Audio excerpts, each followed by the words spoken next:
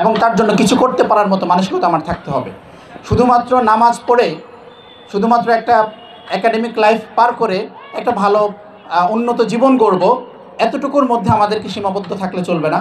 বরং আমরা আমাদেরকে একজন মোরাল মানুষ হিসাবে যেন বাংলাদেশের মানুষের সামনে উপস্থাপন করতে পারি, দেশ এবং জাতির জন্য নিজেদেরকে যেন উপকারী হিসাবে প্রমাণ করতে পারি, সেইটাই মূলত এই সিটি ক্লাবের আয়োজনের মূল উদ্দেশ্য ছিল।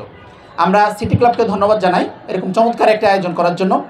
যে সমস্ত অভিভাবকগণ আপনাদের সন্তানদেরকে নিয়ে টানা 40 দিন এই পরিশ্রমটি করেছেন, আমরা জানতে পেরেছি আপনারা নিজেরাও আপনাদের সন্তানদের সাথে প্রতিদিন ফজর এবং এশার নামাজে উপস্থিত ছিলেন।